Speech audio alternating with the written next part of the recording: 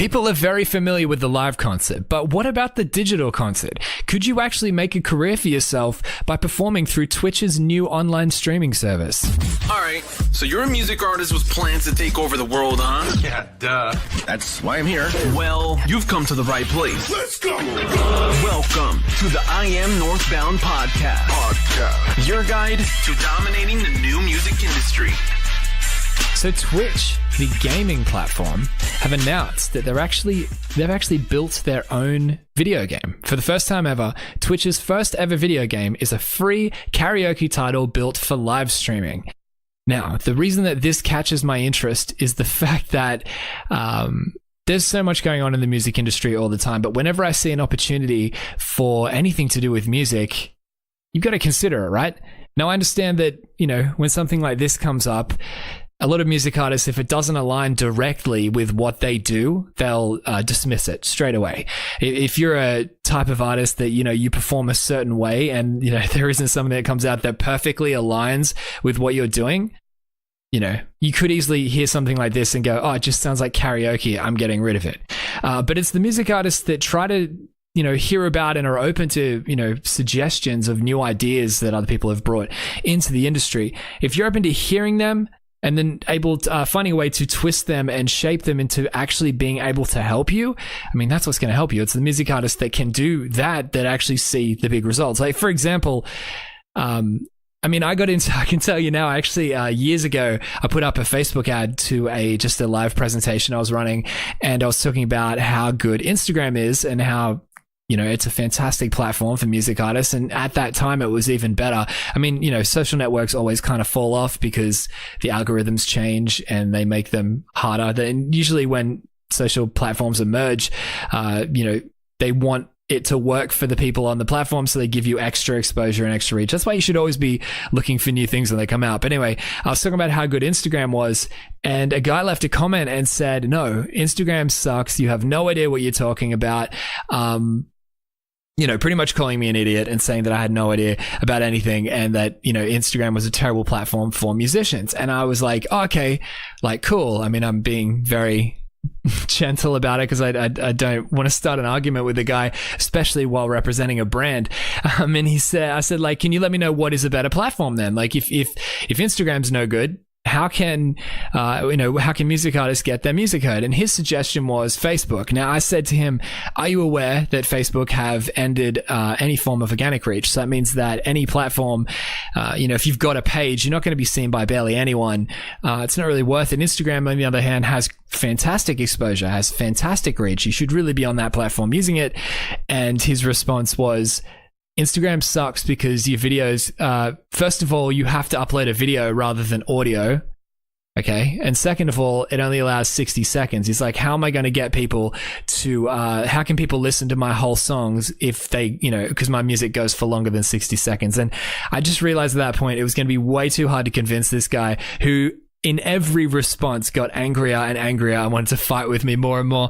I could never get through to him that just because the platform doesn't suit you, as in, like, it might not seem it on the surface, doesn't mean it can't be used to your advantage to see big results. And that's what my whole thing is built about. And I really think that if you're listening to my podcast now, you're obviously familiar with what I've done in the past. If you're not, welcome. Fantastic to have you here. But I can tell you, I'm all about trying to find ways for music artists to stand out through platforms or through opportunities that may not seem like they align at first. Okay, like, for example, on Vine came out and it was 6-second videos. Now, do you think music artists should never go on Vine when it first, I mean, don't go on it now, it's dead, isn't it? But if that came out, do you think it was when that came out, so do you think that was a platform that music artists shouldn't have gone on because everyone's songs are longer than 6 seconds?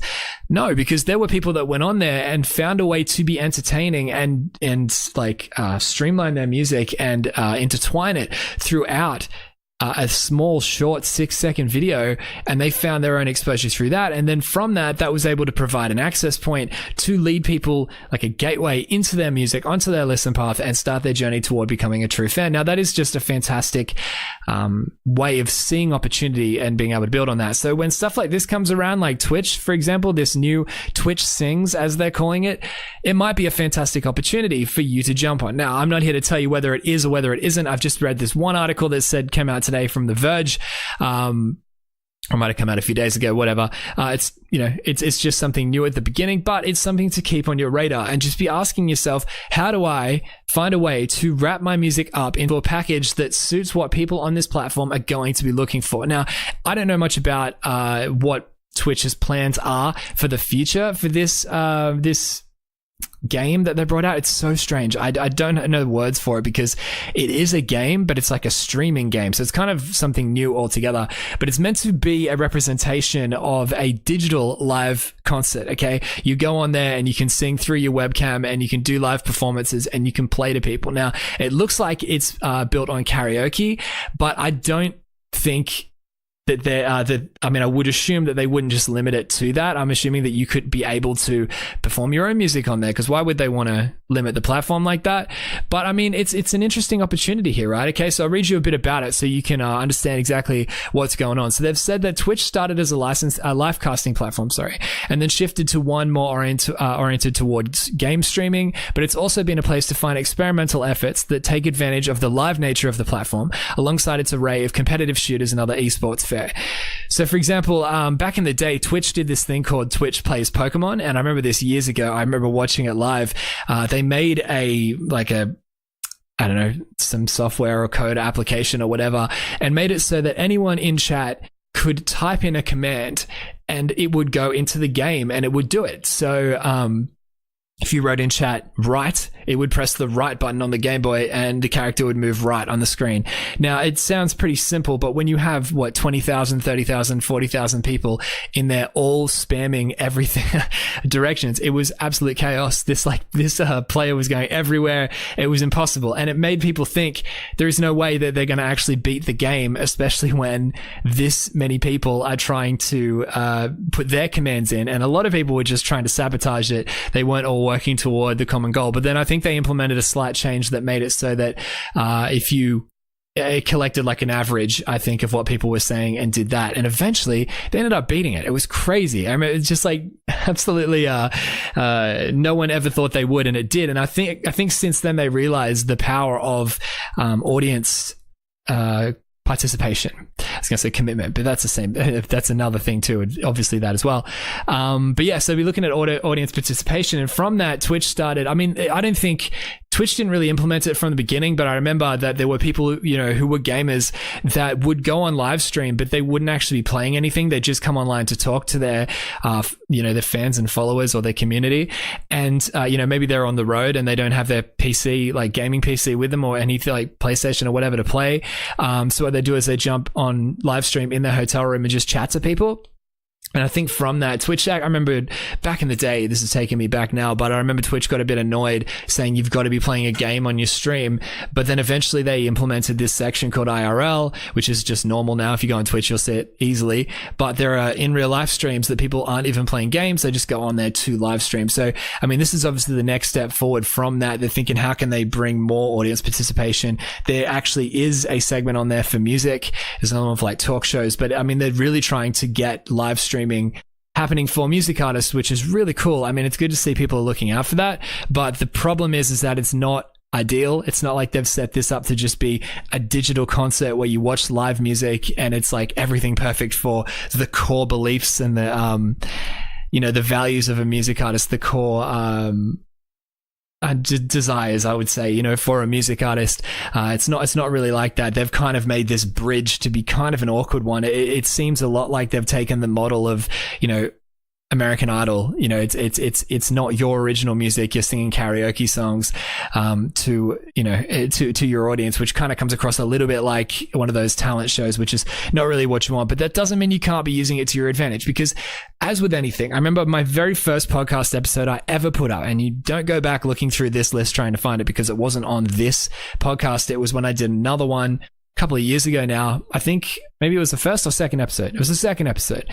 And it was about the fact that Facebook were about to launch Facebook Watch. This is that new video program that is out now, and people are seeing huge results on it. And I was saying inside that episode that it's a huge opportunity and you should definitely be taking advantage of it, because, when they launch new things, the platform wants people to succeed on them. This is what I was saying before. The algorithms, the reason they do this is because they want people to succeed. There is no point in Facebook bringing out Facebook Watch if content creators aren't attracted to it because they will just, if say for example it was worse than YouTube, why would they ever want to go on Facebook Watch if it was worse than YouTube? They'll just go on YouTube, right? And obviously Facebook don't want that. They want people to come to their platform. So what do? They give people what they want, which is extended reach and extended exposure. So I was saying, get on that early and start creating content for that, because you will be rewarded with free exposure. There's no limiting, suffocating or constricting algorithm. So you get in that platform at the time, go and take advantage of it while it's there. Now, this is the same thing with Twitch Sings. I would assume that from the very beginning, when it launches, it's going to be it's really going to favor the music artists who get on it and start really using it to their advantage. Now, obviously, if you're going on it, you're going to be saying to your fan base, come and watch me perform here, and you're going to bring more people to Twitch. So they obviously want it to work for you, okay? So it says here, Twitch Sings unites the fun and energy of being at a live show with the boundless creativity of streamers to make an amazing shared interactive performance, reads a statement from Joel Wade, the game's executive producer. Many games are made better on Twitch, but we believe there is a huge opportunity for those that are designed with streaming and audience participation at their core. Now, as I was saying before, they're really trying to look into how to involve people that are actually watching the show altogether. So the company says that Twitch Sings has a go live button to immediately begin broadcasting a play session. There are audience features like cheering with emotes, emotes, however you say that word, emotes, virtual ovations, and the ability to vote to determine the next song in the queue, plus ways for the audience to challenge a player, like removing the lyrics to a track or singing in silly voices. You can have customizable avatars or a live camera feed if you prefer, and there are solo and duet options for players to sing with friends, other streamers, or even audience members live.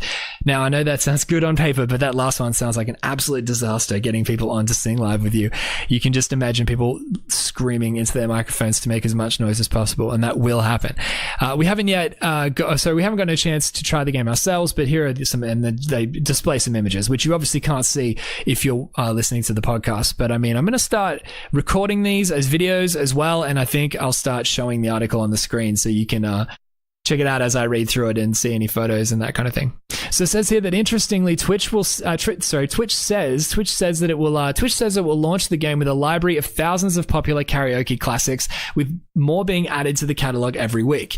It's not clear how Twitch is licensing this music, but it may be similar to how karaoke lounges, bars, and other live venues do so, which is usually through licensing organizations, blah, blah, blah, blah.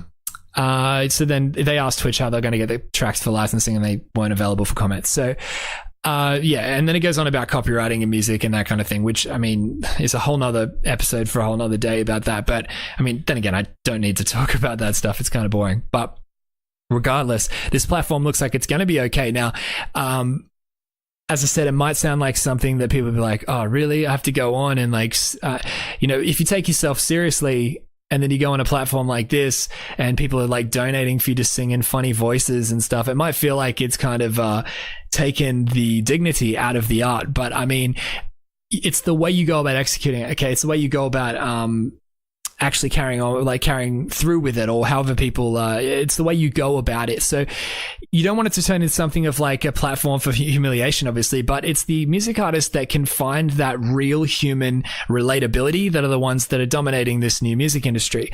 Now, every episode I give a shameless plug to my book that's coming out, which is The Four-Dimensional Songwriter, and I can say right now, it is finally done. I'm getting it read through once by a family member who's going to make sure I haven't missed any really obvious mistakes or anything like that. And then we are looking at getting it printed, which is so exciting. It's so cool. And I know I've said it for months now, but it took me a while. It took me all this time to realize how much work goes into writing a book. I think back when I was on the second draft, I said that, we're almost done. But the thing is that I'm now on my sixth draft. I went through it a million times. And I mean, obviously if it takes a couple months extra to come out, but it's like 10 times better, then there's, those months don't really matter, right?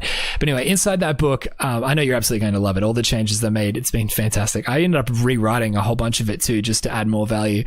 But anyway, inside that book, I talk about the fact that connection makes people become true fans. Okay. If you just want people to like your music, you can be really good at what you do.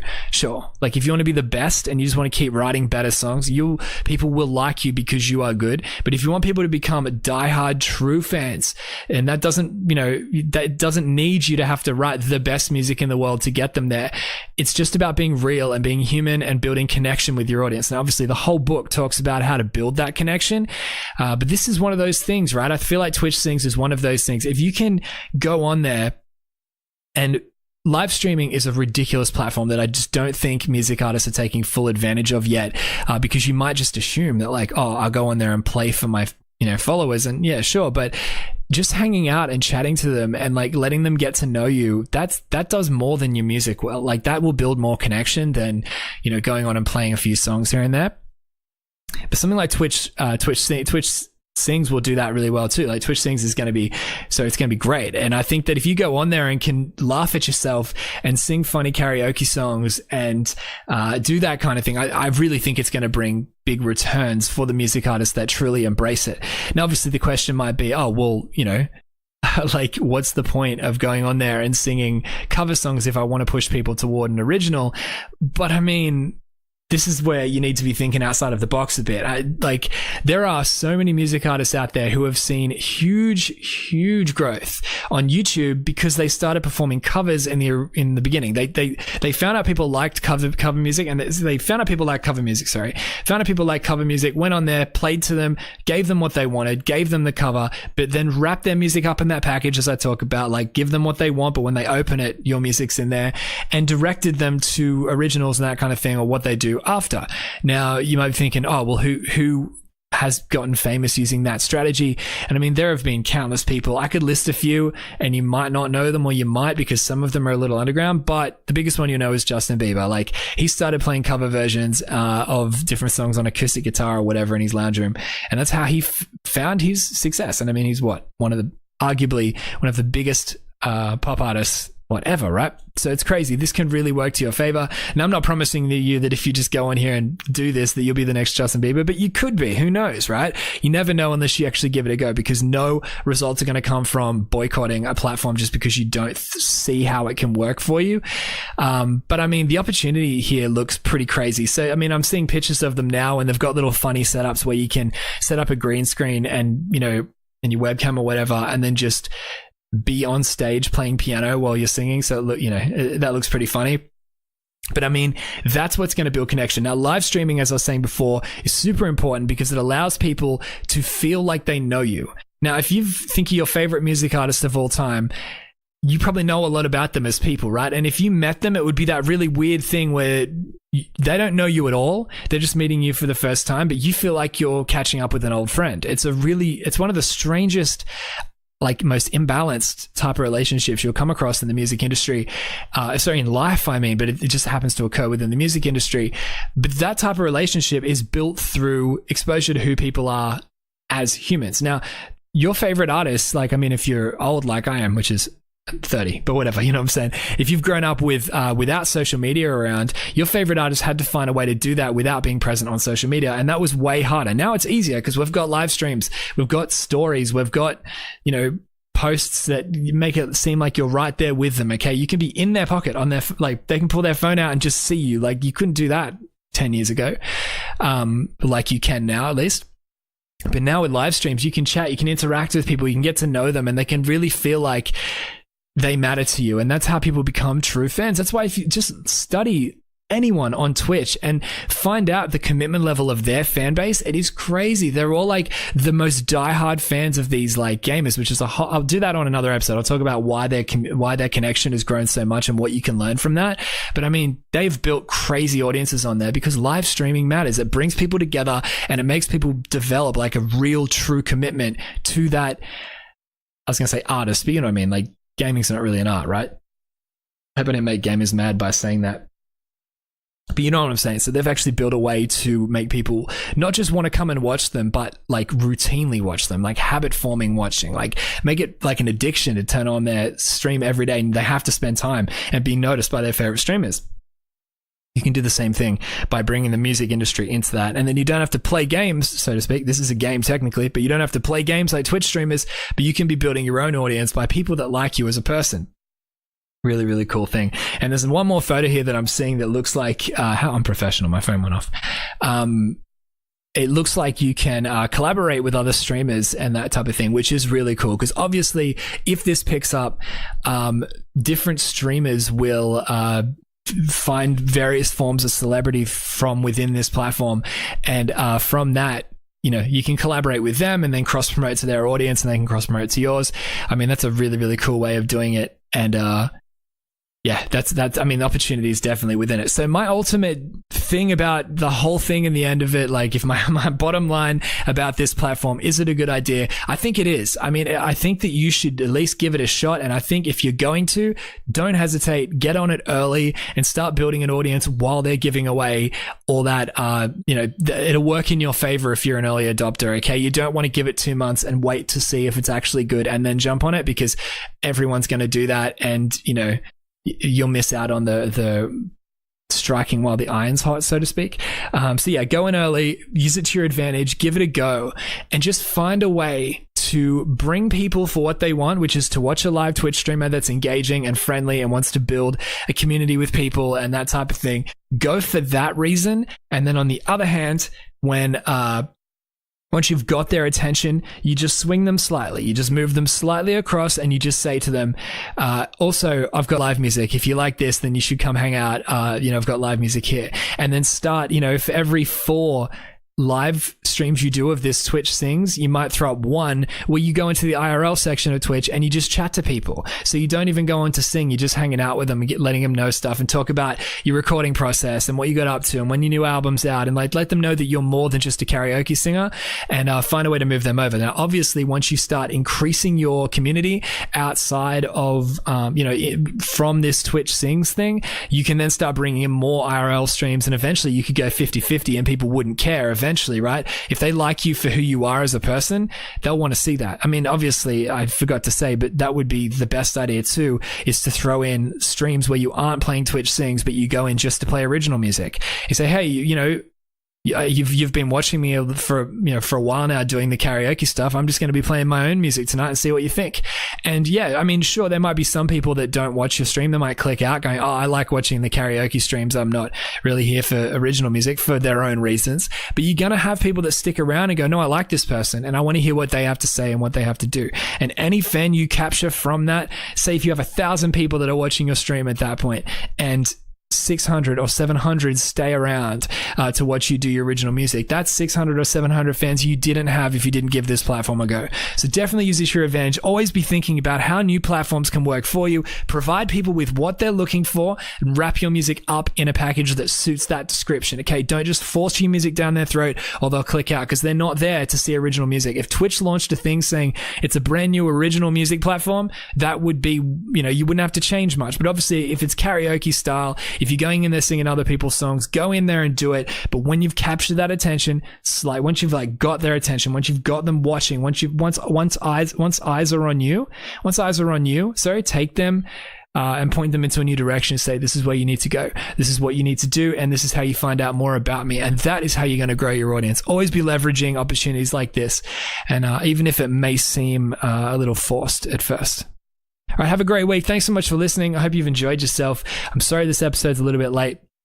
You know, this has been a lot of stuff going on. I really need to work on my, what's it called? Multitasking. I've been I think because I've told myself for so long now that the book has been done, every time I finish a draft, I'm like, done.